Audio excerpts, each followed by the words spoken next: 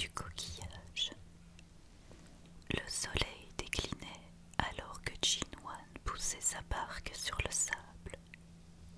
Puis, comme chaque soir, il vérifia ses voiles et plia ses filets. Aujourd'hui, la mer n'avait pas été généreuse avec lui, mais l'accueil toujours joyeux de son chien Sun lui fit oublier sa mauvaise pêche. Jinwan était orphelin et il n'avait personne d'autre que Sun. Il se dirigeait vers sa modeste cabane, le chien jappant à ses côtés, lorsque son pied heurta quelque chose à moitié enfoui dans le sable. Jinwan se baissa, éloigna l'animal qui reniflait l'objet et dégagea un coquillage. Il était magnifique. Sa nacre brillait dans la faible lueur du crépuscule. Le jeune homme émerveillé l'emporta chez lui, où il le déposa délicatement sur une étagère. Puis il se coucha. Tôt le lendemain, le jeune homme partit sur la mer. Toute la journée, il jeta ses filets encore et encore. Le soir, il rentra, déchargea ses poissons et les mit à sécher. Puis, gagné par la fatigue et affamé, il poussa la porte de sa cabane. Soudain, il s'arrêta net, les yeux écarquillés, tout luisait de propreté. De plus, un bol de soupe chaude l'attendait sur la table, et il vit par terre une gamelle de viande pour Sun. Qui a fait tout cela? Tu le sais, toi? Demanda-t-il au chien.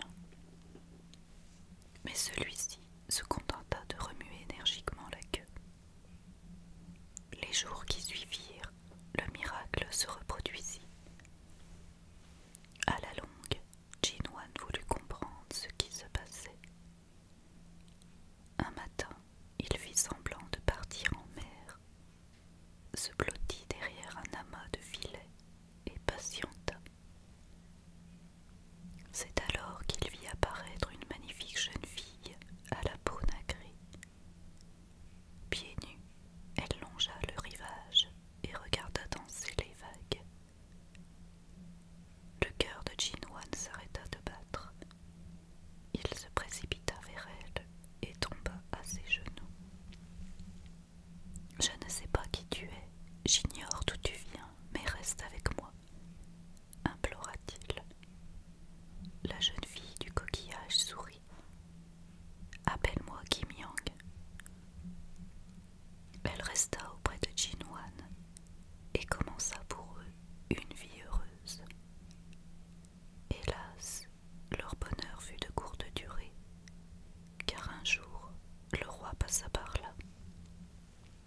Il aperçut la jeune fille qui jouait avec le chien et Jinwan qui réparait ses filets. Le roi força l'allure de son cheval et s'approcha du couple. « Je veux que cette beauté soit ma femme, » déclara-t-il. « Voilà un ordre inattendu, Majesté. Mais voyez-vous, Kim Yang a choisi de vivre avec moi, » risqua le jeune homme. Le roi éclata d'un rire féroce. « Tu ne manques pas de toupet, alors je veux concourir. Si je gagne, je l'épouserai. Au contraire, si tu es le vainqueur, elle restera à tes côtés et tu recevras la moitié de mon royaume. » Avant que Jinwan puisse dire un mot, le roi éperonna son cheval et disparut.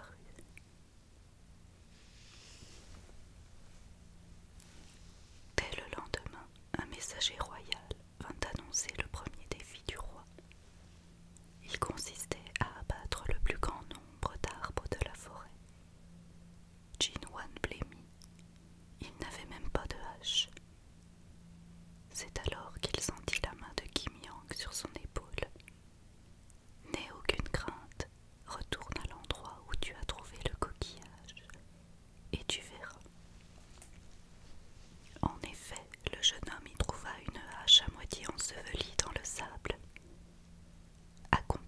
son chien fidèle, il se dirigea vers la forêt. La hache était magique. Elle fendait les troncs, les copeaux de bois s'envolaient, et les arbres se couchaient les uns près des autres. Pendant ce temps, le roi avait chargé 300 de ses plus vigoureux soldats de couper les arbres à sa place.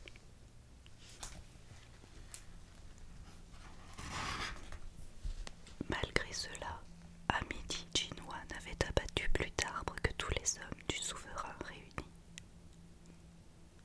Un seul homme étant d'arbre au sol, s'étonna le roi. Sans montrer sa déception, il lança froidement. La compétition n'est pas finie. J'exige aussi une course à cheval pour déterminer le meilleur de nous deux. Voici le parcours. Nous traverserons les vastes plaines du nord, franchirons les rivières et nous retrouverons au sommet de la montagne. Jinwan pâlit. Je suis pauvre, je n'ai pas de cheval.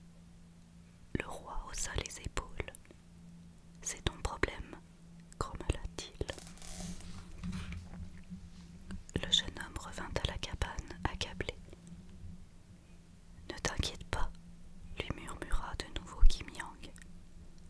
Rends-toi là où tu m'as découverte et prends ce que tu trouveras. Sur la plage, le pêcheur aperçut un petit cheval gris des plus ordinaires. Quant au roi, il se présenta chevauchant le plus bel étalon du royaume. L'animal bien fait martelait le sol de ses sabots. Il avait hâte de galoper. Les soldats et le souverain rirent de bon cœur en voyant arriver le petit cheval de Jinwan. Au signal, les deux cavaliers partirent en même temps. Mais le roi n'en crut pas ses yeux. En peu de temps, le jeune homme était déjà loin devant. Le petit cheval gris volait au-dessus de la terre et de l'eau. Et le roi, parvenu en dernier au sommet de la montagne, dut bien admettre son échec. Il écumait de rage. J'ajoute une dernière épreuve, grinça-t-il. Nous naviguons, et le premier débarqué sur les côtes du sud aura gagné. Mais, balbutia Jinwan désemparé, obéis, oserais-tu discuter un ordre royal? Kim Yang l'encouragea cette fois encore et lui demanda de faire confiance à sa barque. Le roi fit équiper le plus puissant de ses navires. Préparez les noces, ma victoire est certaine, ordonna-t-il à ses serviteurs avant de monter à bord. Sur l'eau, la petite barque de Jinwan, voile enflée, avançait comme une flèche. Soudain, le ciel se couvrit de sombres nuages. Un vent terrible se mit à souffler, le tonnerre gronda et une averse torrentielle s'abattit. La mer se creusa de vagues gigantesques.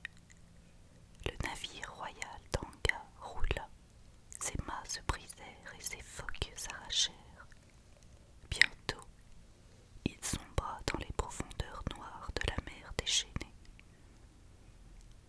Aussitôt, le calme revint.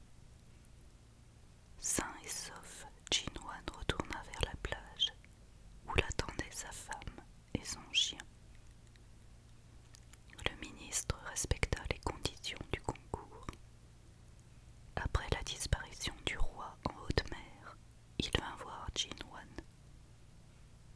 Notre roi vous avait promis la moitié du royaume. Dans ce cas, je ne vois qu'une solution. Tout le royaume vous revient. Le jeune homme hocha la tête. Je rejette cette lourde charge. Je préfère vivre de ma pêche avec ma femme et mon fidèle chien, dit-il en caressant la tête de Sun. Une maison confortable